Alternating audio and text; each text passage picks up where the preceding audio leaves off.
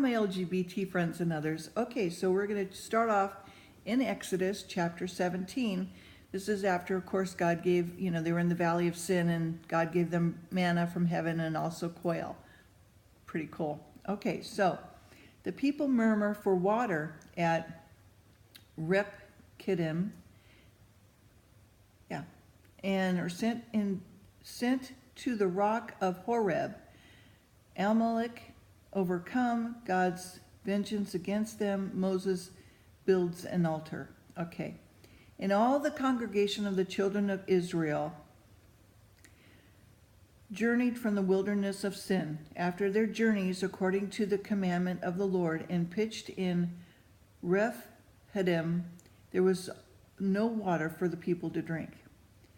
Now, I'm just going to interrupt this right now, but there is, in where Mount Sinai is, located, and it's like in Turkey. There's, it's hard to get to this place, but there was anyway, you can see the rock that the water came from. Okay, it's still there to this day. All right, so I just wanted to mention that. Wherefore the people did chide with Moses and said, "Give us water that we may drink." And Moses said to them, "Why chide ye with me? Wherefore do you tempt the Lord?" And the people thirsted for water, and the people murmured against Moses, and said, "Wherefore is that thou hast brought us up out of Egypt to kill us and our children and our cattle with thirst?" And Moses cried unto the Lord, saying, "What shall I do unto these people? They be almost ready to stone me." And the Lord said to Moses, "Go on before the people, take with thee of the elders of Israel and thy rod, wherein thou smotest the river, take it in thy hand, and go. Before I will stand before thee there upon the rock in Horeb, and thou shalt smite the rock, and there shall come water out of it, and the people may drink." And Moses did so in the sight of the elders of Israel. And he called the name of the place Massah and Meribah, because of the children of Israel, and because they tempted the Lord, saying, "Is the Lord amongst us or not?" Then came Amalek and fought with Israel in Rephidim. And Moses said unto Joshua, "Chosen us out of men, and go out and fight with Amalek. Tomorrow I will stand at the top of the hill with the rod of God in my hand." So Joshua did as Moses had said to him, and fought with Amalek. And Moses and Aaron and Hur went up to the top of the hill.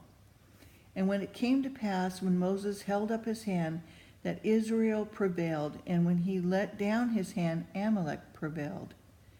And Moses' hands were heavy, and they took a stone and put it under him, and he sat thereon. And Aaron and Hur stayed up his hands, and one on one side and one on the other side, and his hands were steady until the going down of the sun.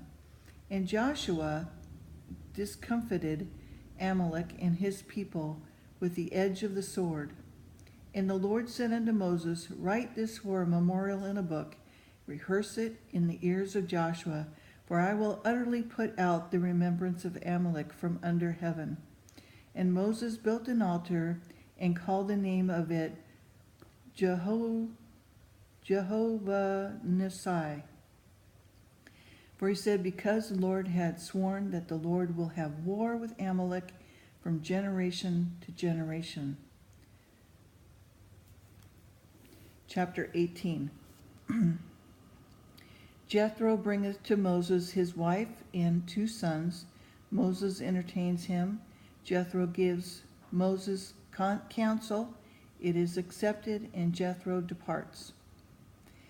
When Jethro, the priest of Midian, Moses' father-in-law, heard of all that God had done for Moses and for Israel his people, and that the Lord had brought Israel out of Egypt, then Jethro, Moses' father-in-law, took Zipporah and Moses' wife after he had sent her back, and her 2 sons, of which the name of one was Gershom, for he said, I have been an alien in a strange land, and the name of the other was Eliezer, for the God of my father said, he was mine help and delivered me from the sword of Pharaoh.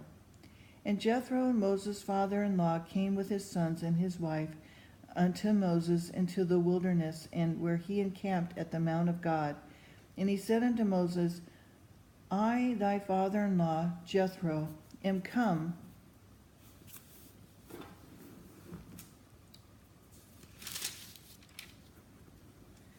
unto thee, and thy wife, and her 2 sons with her. And Moses went out to meet his father-in-law, and did obstinance, and kissed him, and they asked each other of their welfare, and they came into the tent.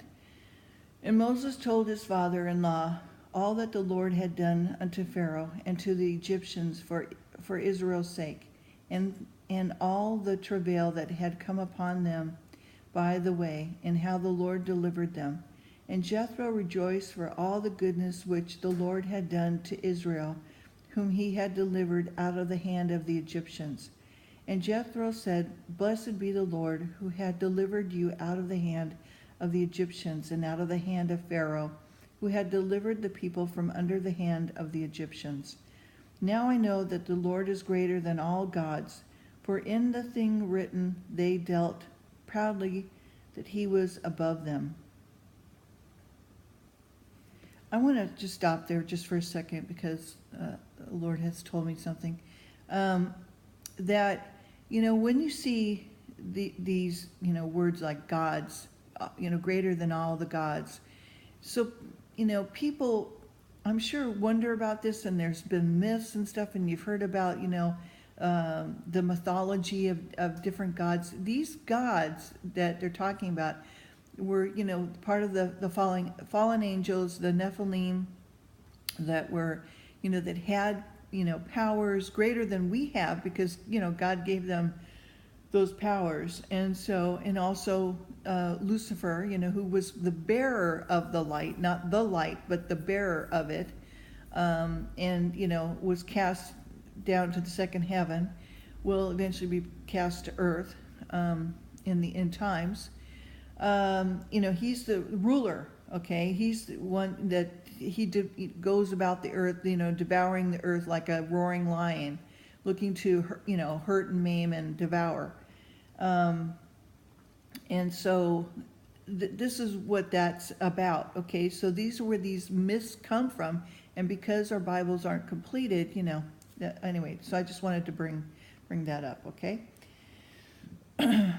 And Jethro, Moses' father-in-law, took a burnt offering and sacrificed for God, and Aaron came, and all the elders of Israel, to eat bread with Moses' father-in-law before God. And it came to pass on the morrow that Moses sat to judge the people, and the people stood by Moses from the morning until the evening. And when Moses' father-in-law saw that all that he had did to the people, he said, What is it, this thing that thou doest to the people? They sittest thou thyself alone, and all the people stand by thee from morning until eve. And Moses said unto his father-in-law, Because the people came unto me to inquire of God. When they have a matter, they come unto me, and I judge between one and another, and I do make them know the statutes of God and his laws. And Moses' father-in-law said unto him, The thing that thou doest is not good. Thou wilt surely wear away both thou and his people that is with thee, for this thing is too heavy for thee. Thou art not able to perform it thyself alone. Hearken now unto my voice, I will give thee counsel, and God will be with thee. Be thou for thy people to God ward, that thou mayest bring the causes unto God, that thou shalt teach them ordinances and laws, and shalt show them the way within they must walk, and the work that they must do. Moreover, thou shalt provide out of all the people able men, such as fear God, men of truth, hating covetousness, and place such over them to be rulers of thousands and rulers of hundreds and rulers of fifties and rulers of tens. And let them judge the people at all seasons, and it shall be that every great matter that they bring unto thee, but every small matter they shall judge, so that it will be easier for thyself, and they will bear the burden with thee. If thou doest this thing, and God commandeth thee so, then thou shalt be able to endure, and all his people shall also go to their place in peace. So Moses hearkened to the voice of his father-in-law, and did all that he had said. Moses chose able men out of Israel, and made them heads over the people, rulers of thousands, of rulers of hundreds, rulers of fifties, rulers of tens. And they judged the people at all seasons. The hard causes they brought unto Moses, but very small matter they judged themselves. And Moses let his father-in-law depart, and he went his way into his own land. So, when you follow God's laws and his commandments, and you have God in your heart, then you can rule justly, with the people. Okay, so chapter 19. The people come to Sinai, God's message to them, the answer, they are prepared against the third day, the mountain must not be touched, the fearful presence of God upon the mount. In the 3rd month, when the children of Israel were gone forth out of the land of Egypt, the same day came they unto the wilderness of Sinai, for they were departed from Rephidim, and come to the desert of Sinai, and had pitched in the wilderness. There Israel camped before the mount. And Moses went up to God, and the Lord called unto him out of the mountain, saying thus, Thus shalt thou say to the house of Jacob, Tell the children of Israel, Yet have seen what I did unto the Egyptians, and now I bear you on eagle's wings, that brought you unto myself. Now therefore, if you will obey my voice indeed, and keep my covenant, then you shall be a particular treasure unto me above all people, for all the earth is mine.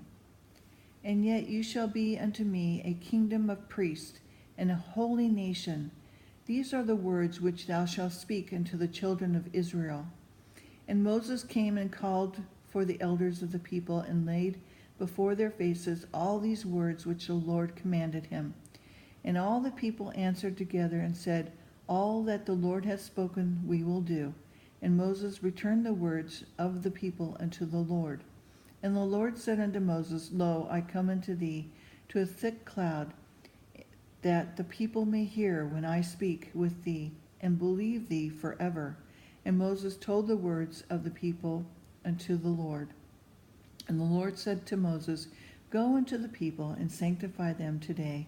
Tomorrow let them wash their clothes, and be ready against the 3rd day. For the 3rd day the Lord will come down in the sight of all the people upon Mount Sinai. And thou shalt set bounds unto the people round about, saying, Take heed to yourselves, that you not go up unto the mount, or touch the border of it. Whosoever shall toucheth the mount shall surely be put to death. There shall not be a hand touched it, but he shall surely be stoned or shot through, whether it be beast or man, it shall not live. And when the trumpet soundeth along, they shall come up to the mount.